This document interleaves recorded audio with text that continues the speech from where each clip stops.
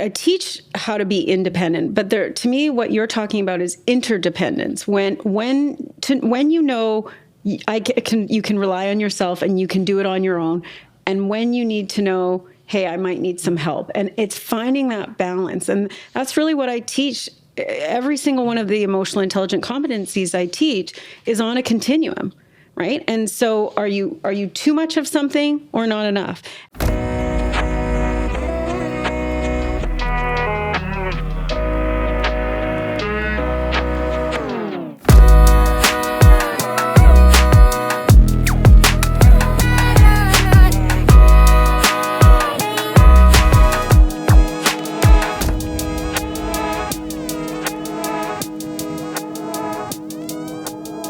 We're back. We're at episode 2 now. I think it's really valuable to explore this idea of independence, confidence. We hear about being a good leader and that you want to put people in the right direction. Yet I don't know if we give people the tools to really understand what it means to be independent. Does that mean you don't need people? How do we navigate these kind of conversations? So it's a pleasure to sit back down with you. Thanks, Aaron. Great to be here.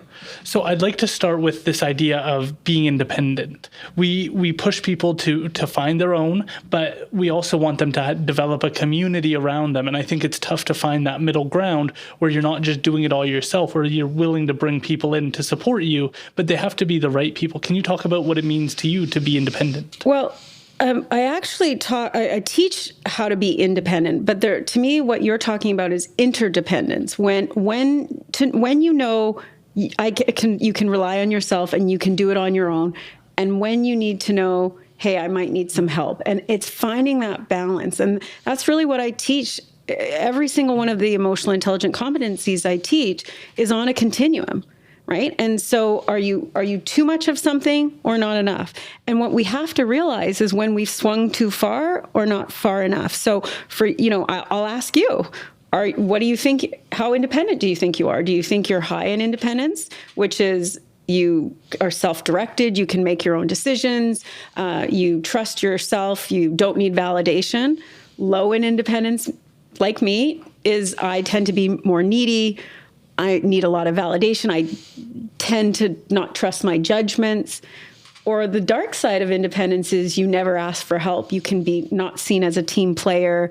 You're very so you're almost soloed. You're siloed. I mean, like you're siloed and you kind of just do things on your own and you never ask for any support. So where do you fall on that continuum? I am definitely on the pre-meeting Rebecca. I was on the fully independent. I'll never need anyone. I'll never make myself vulnerable to need anyone. My favorite sport to watch is the UFC, where it's one guy going into the ring and it's all on him. Of course, he has a team around him, but it's not a gray area. If he loses, it was because of decisions or actions he made. You can't blame it on anyone else or the team had a bad day. I've always been drawn to the idea of one person doing it themselves. And over time, I think I've developed what you're describing as interdependence, yes. That willingness to work with other people. But as long as we share that same vision, and that's, I think, to the roots of like interdependence, is willing to see, okay, this person has similar values. They're willing to put in that effort. So I love working with Tim because he wants to perfect his craft, regardless of whether it's me or somebody else. He wants to do a good job that he's proud of. And so I love working with people who have that similar mindset because I'm going to bring my A game and I know the people around me are going to bring their A game. And that just, I think, levels up the team. Yeah. And I think the problem with a lot of people when they are too independent, they don't realize how that impacts the other person. So I used to date someone that he was so independent, he never asked me to do anything, but it made me feel not needed, not wanted, or not trusted. And when you're in the workplace and you're so independent and you don't ask anyone for help, your employees might not think that you trust them. They might not think that you value what they bring to the table. So I think it's really important for us to, even if you don't need help, like I used to say to my partner, I know you don't need help making the bed, but let me help you so that I feel needed. So a lot of times, again, it goes back to putting yourself in somebody else's shoes. I know you can make the bed yourself, but I want to feel like a partner with you to make that bed. Yeah, I love that because there's an aspect of action from the other person. And that's what I think a lot of independent people need, is not to go out and say, hey, can you help me with this? Hey, can you help me with this? But for people to desire to play that role for them and to be involved in the process. And that's, I think, how you start to let go of the reins when you're really independent, is people showing up and saying, I've already done it, or I'm all over it, or like, let me show you, because then you go, okay, I'll take my hands off because you want to do this. That's right. And or it can be on the other side, like me, that I ask for everybody for help because I don't trust myself. I don't trust that I can do it on my own, which I see a lot in schools now. These young kids do not, as a professor, I don't see them trusting their own judgments. They're constantly looking at ChatGPT to give them the answers, rather than just truly believing in themselves that they have the answers. Where do you think this is coming from? Because there is this growing sense that people don't have anything to say, that you should trust other people, and that you should let other things do the work. When I was a kid, it was a calculator. Don't rely on your calculator. You're not always going to have it. Now we have a calculator at all times. And it seems like we tell people to be confident, and it almost like results in people just being a bit arrogant or rude, rather than actually having confidence in their skills and abilities. I think these tools, and it's funny you talk about calculators, because I think ChatGPT is a tool like a calculator was back then. And people, in some countries like Turkey, they don't allow you to use calculators because they want them to be self-reliant. I just was sharing before we started airing, is that I just marked a final paper in my class at the university, and 5 out of the 6 groups used ChatGPT to write their paper. Wow. I was so disheartened, because the problem is it's a tool, not a replacement.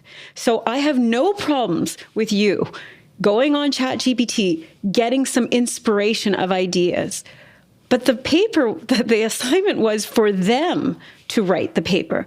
The problem is, I understand, if you have low confidence, if you have low independence, you don't believe in yourself. So you feel like you have to rely on those skills or those tools, rather than saying, hey, I got this. And the problem that I see with society, especially now that these young people are constantly looking at other people's ideas, well, it's not leaving space for us to come up with our own ideas, because we're always thinking, oh, I just want to be like this person. In order to have innovation, we have to create space to take what's been there and what could be. Well, you can't do that if all you're doing is spewing out what other people think. Right. I couldn't agree more. And I think that goes back to this idea of being confident in yourself, is that believing that you might have a novel idea, being willing to believe that you have something to share with the world that is worthwhile, that is of value. That's something I think so many people are hesitant on, because we don't see as much of it anymore. So many of the ideas around important topics have been done 50 years ago. So we've lost that faith that we could be the next Albert Einstein, the next thoughtful person, Isaac Newton. We don't have that same, what if I was the next Stephen Hawking? We don't give ourselves that space. And so we question our potential way earlier on, and we use crutches so that we don't have to expose ourselves to where our gaps in thinking are, where we don't understand things. And there's this sense of not wanting to face too much adversity. Well, think about, with creativity comes vulnerability. I got to throw out my ideas for the world to judge. That's scary. Right? And really what you're doing is you are emotionally exposing yourself to judgment without knowing what the world's going to say. Writing a book for someone like me who lacks independence was a really hard thing to do, because I was so worried. What if people don't like the book? What if I get canceled out? What if, right? All those negative thoughts. But here's the thing: you can be brave and afraid at the same time. And so the fact, you talk about Rebecca, that she asks you these challenging questions, she still might be afraid of your response, or afraid to even kind of open Pandora's box, but she's brave enough to ask those questions to kind of figure those things out. I think the problem, and this is what was so disheartening to see those students all using ChatGPT, is it wasn't the fact that they didn't have the confidence in themselves to say, I got this. I've been teaching it 25 years. I know how you young people write. I don't get if I get a paper with absolutely no grammar mistakes, I know it wasn't written by a 20-year-old, right? So the fact that, like, again, it's not a replacement, it's a tool. And we can use it just like a calculator. We can use it not to take us to a higher level, but to still come up with our own ideas to make whatever data ChatGPT or a calculator tells you. How can I take that data and make it that much better when I bring my own secret sauce? The other thing I like about, like, some of the tools or functions in our society are done unconsciously. So we have a resume process, a cover letter process.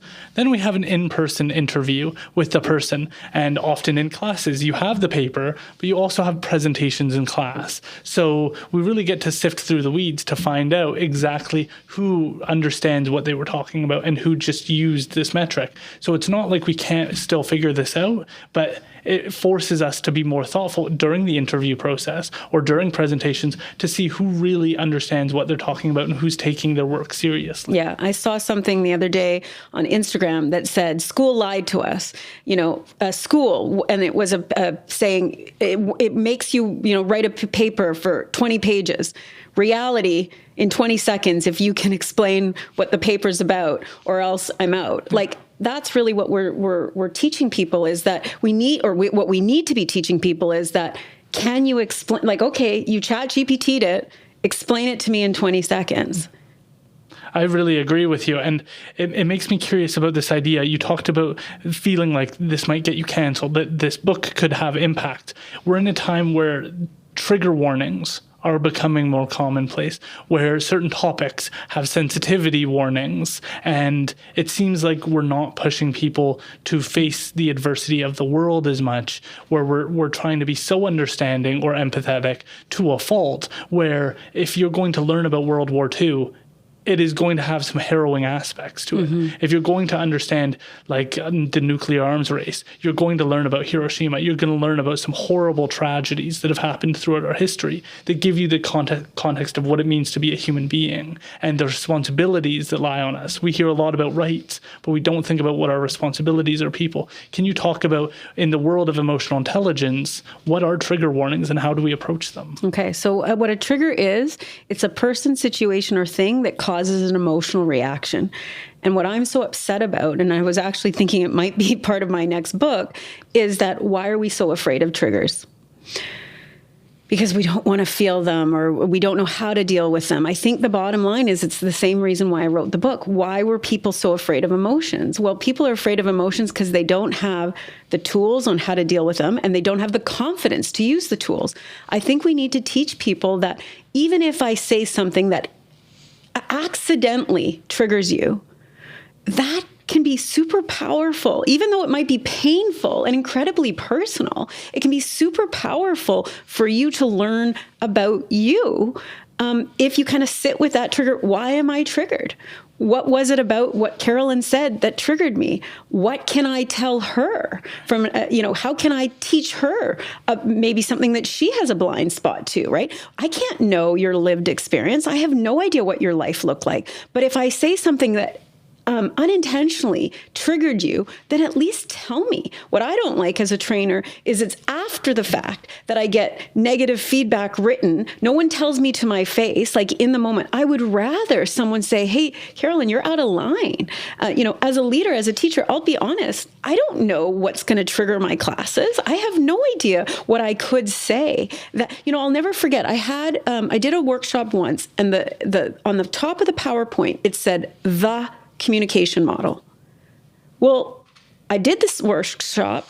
At the very end of the workshop, I got a snotty comment at the end of it saying, I was triggered by the word the, because you're telling me it was the only communication model. And that's not at all what I was saying. It is a communication model, but that's not what I said on the slide.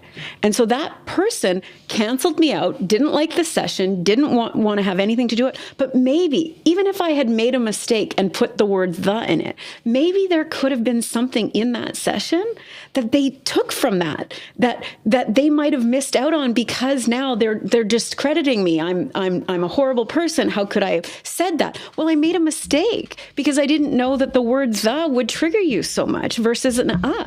And so I think it's important for for us to have these conversations. Hey, today even in this series, when we speak together, I might say something that triggers you, Aaron. If I do, please tell me what I've done, because I need to learn. I want to learn and grow. And I think the problem is society right now is everything's fast and easy, and we don't want people to feel uncomfortable. What's wrong with feeling uncomfortable? Uncomfortable will teach me, we got to get comfortable with being uncomfortable. Yeah. I couldn't agree more. I think about it a lot with land acknowledgements, because there will be people who start like a presentation and they just get started, and then somebody will stand up and go, I'd like to acknowledge that we haven't done like a land acknowledgement yet.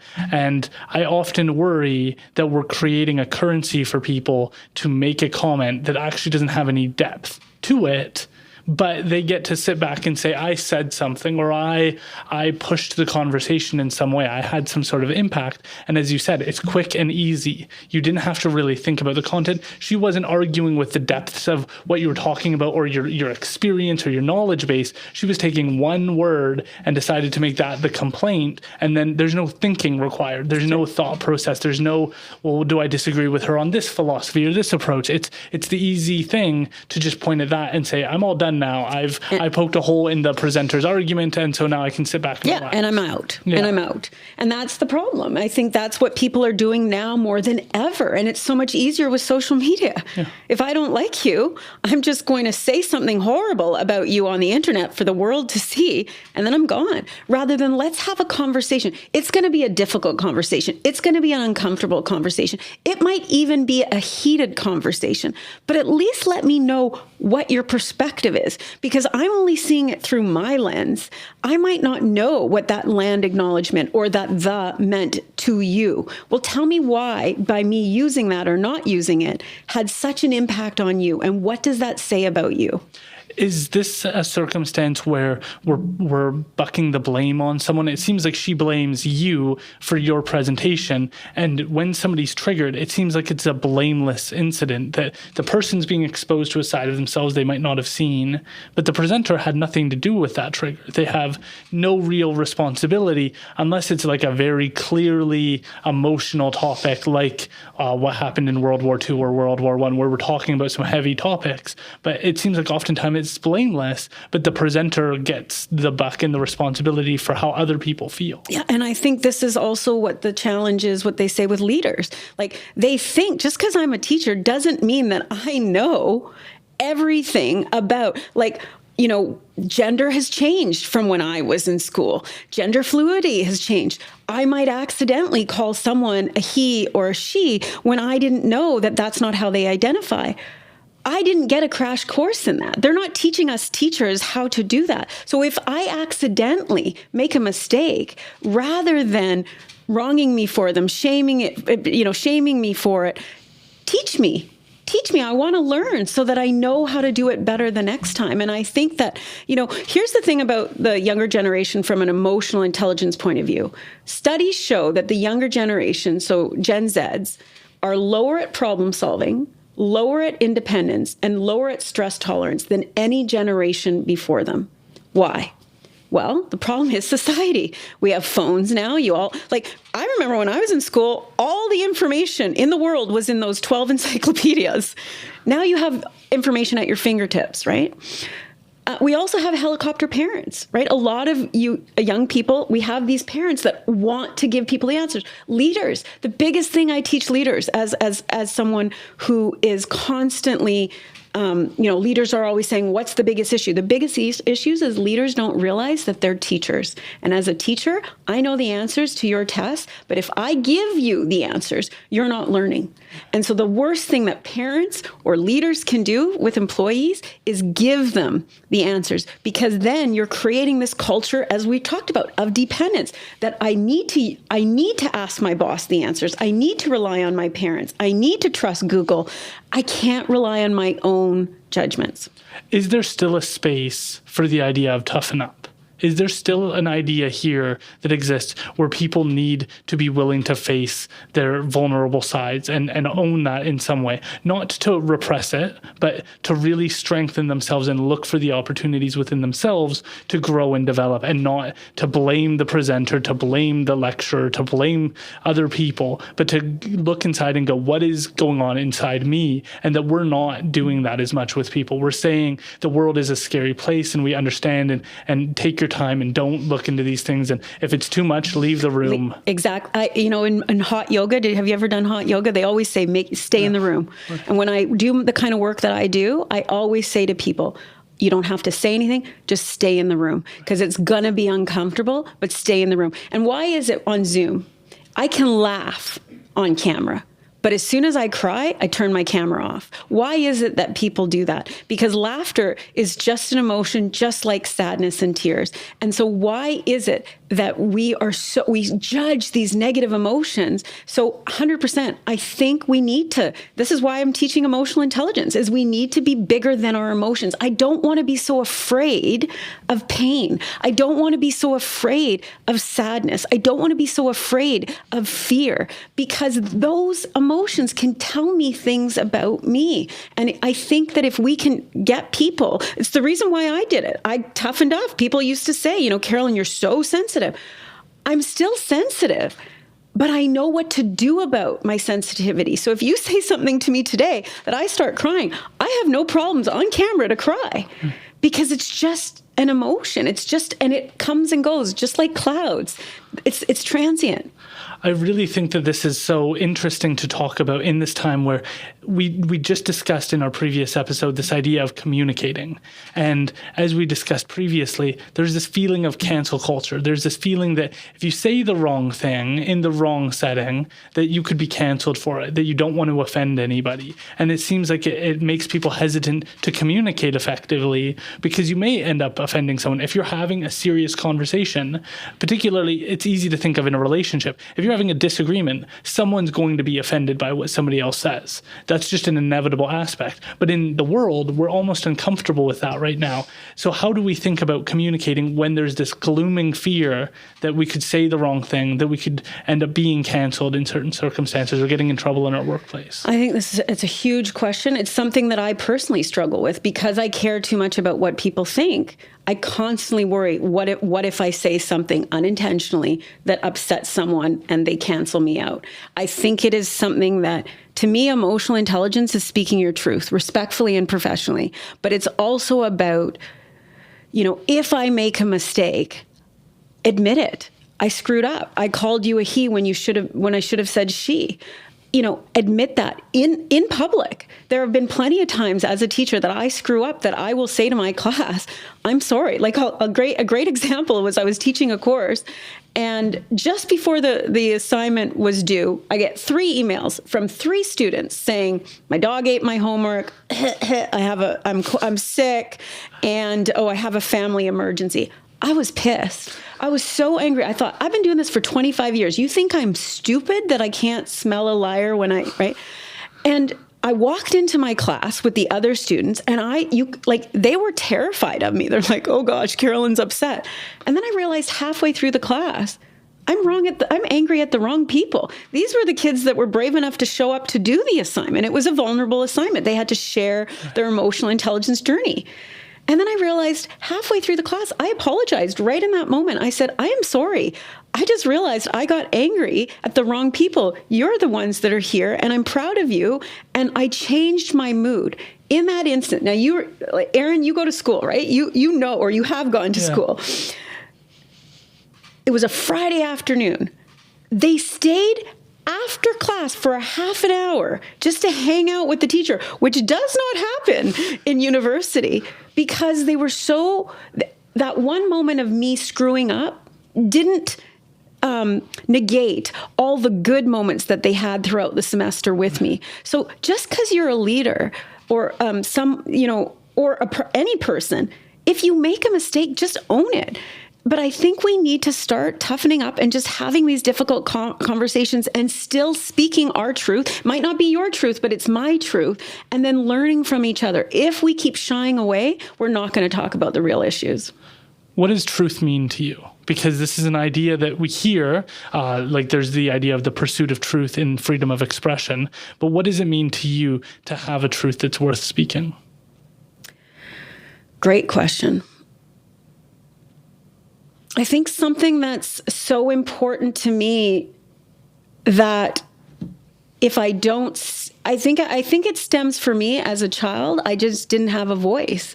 And so if I feel so passionate about something, probably that stems from my value system. So if I see something that I just don't think is right, or there's an injustice or an unfairness, I will speak up without knowing, that might have negative consequences. So I guess my truth is, it's what's important to me and my values. What is it for you? I'm curious.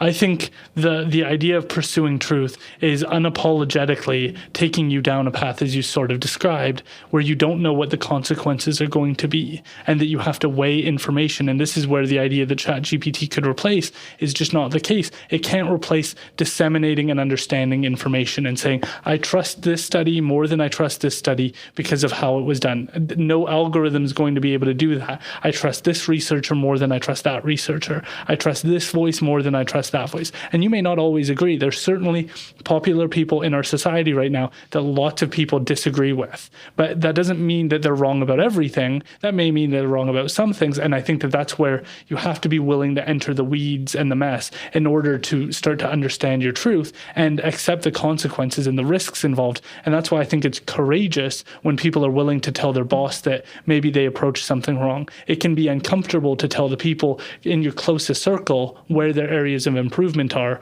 or where you're having struggles connecting with them on a deeper way, because you don't know how they're going to react. So it's an act of courage, in my opinion, to speak truth. And it's a real risk because not everybody is on that path. And that's where I hate that philosophy departments are doing so poorly in universities, because in my opinion, they're the most important. If we have a similar underlying philosophy that we both agree we're going to pursue truth, then I know that I can trust that person. If I make a mistake, that they're going to understand. And it seems like we like to make straw man arguments of people so often, where we say, you said that and I didn't like that, so you're done. Instead of steel manning and going, I'm going to listen to the full presentation, really think about it, and then write you a letter out 2 weeks later, really understanding the topic and exploring it for myself, and then saying, this is where I would improve. Because that takes a lot of work, and it's so much easier to just call people out. And right now there's such a currency to it, because on social media algorithms, it's one post. It's so quick. It doesn't take any effort, and you can now do it anonymously. So it can be done so effectively that it discourages people from taking the risk of saying what they believe is true. Even if we all collectively, privately believe it, we're not willing to publicly say it. And I think that that's very concerning, because then we're no longer agreeing that truth is worth pursuing. Yeah.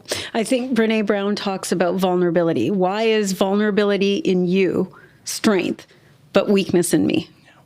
Why is it that when we see someone being brave and speaking up and speaking their truth, we're like, wow, I really like that. But when I do it, I can't do that because that's going to make me look weak. Yeah.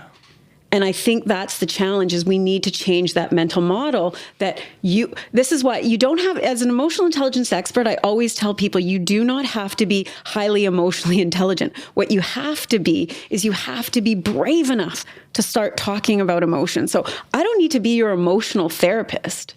I'm not qualified, but what I am able to do and brave enough to do is saying, hey, Erin, I see that you are walking around, moping around. The story I'm telling myself is you're upset.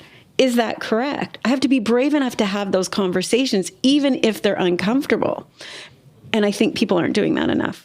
I couldn't agree more.